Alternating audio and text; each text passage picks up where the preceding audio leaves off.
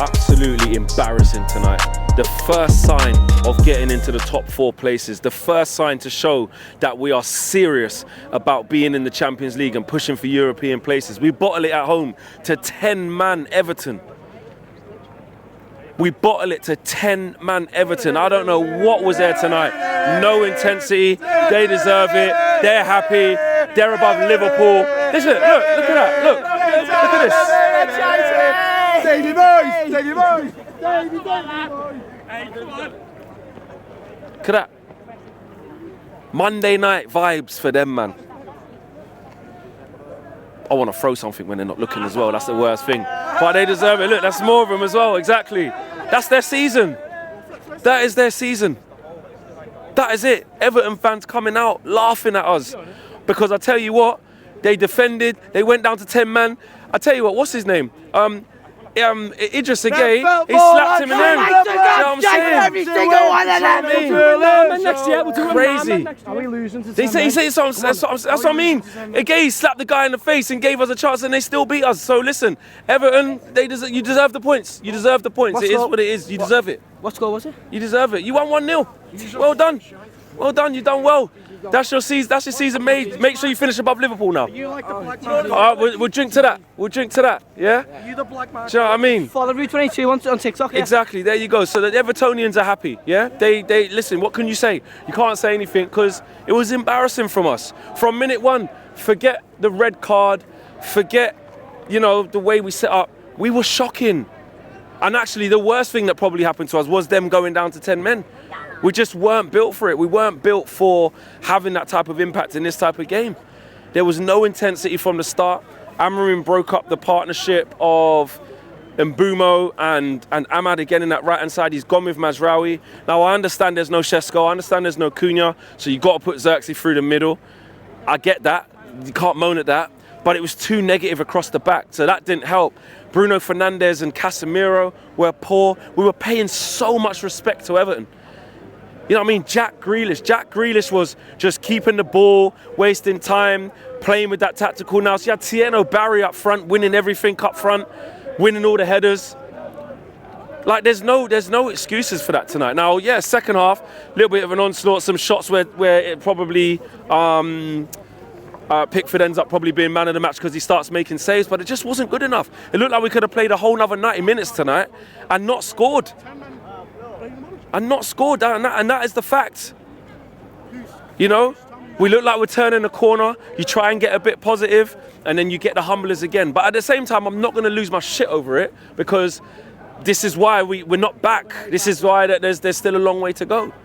And it's games like this that give you that smack in the face, similar to what Idris Gueye done to Michael Keane, actually, that show us that there's a long way to go.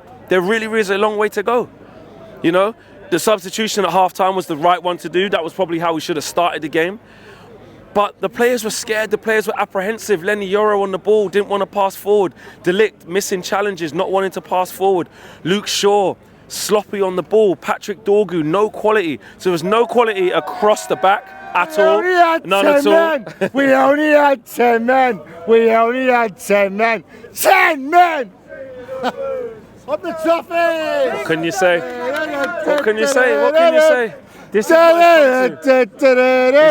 is top. He's a Mackham, he's a blue, he's a toffee through and through. He hates Newcastle, he hates the shite. Jordan Pickford is dynamite. Can I just say, playing with Xerxes is like playing with 10 men. And look, these are the reactions that it draws. The Everton man, happy. It's made their season. They're all singing about Jordan Pickford because he kept us out. But Joshua Xerxes, you know what I'm saying? Look, he's rusty. Like, I get it. He's gonna come in. I've said it already. The manager doesn't rate him. You get the calls before like, oh, maybe this is his time, etc., etc.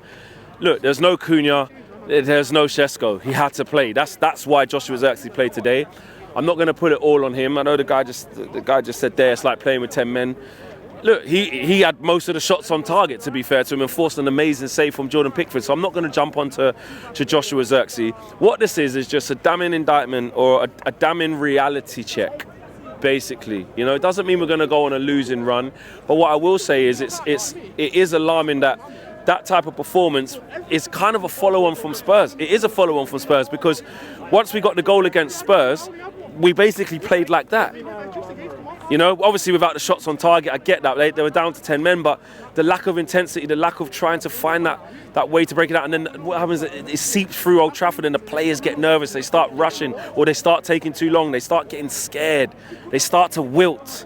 And that's what we saw tonight. It wasn't a masterclass from Everton, but listen, they stayed tight, they stayed compact, 4-4-1. You know what I'm saying, after going down to 10 men.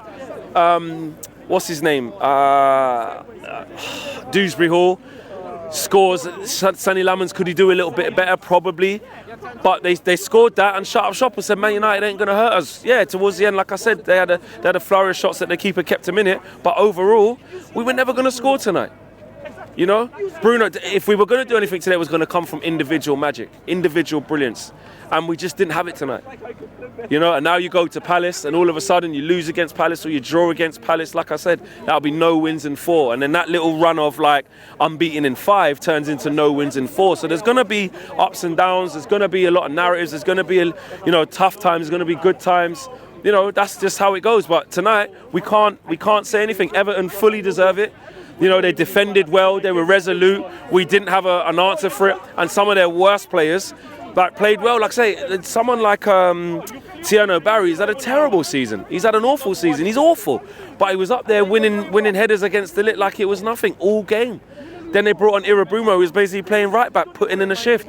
Jack Grealish getting in basically at left back, putting in a shift. Tarkowski roughing up Xerxes, didn't really like that. Did a number on him. Michael Keane did a number.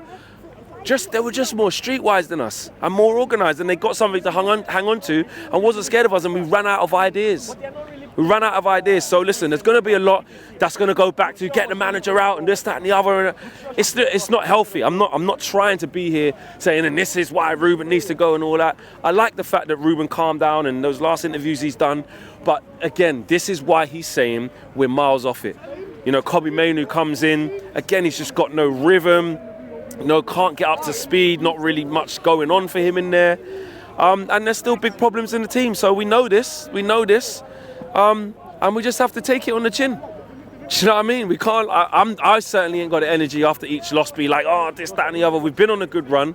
But at the end of the day, the draw against Forest, you kind of take it in the circumstances. The draw against Spurs, there's warning signs, but you take it in the circumstances. And then you get this. It looks like old habits are creeping back in again, and it doesn't fill you with confidence going to Selhurst Park on Sunday, does it? Not at all. So if you're on the wrong end of that, you feel like you're almost back to square one again.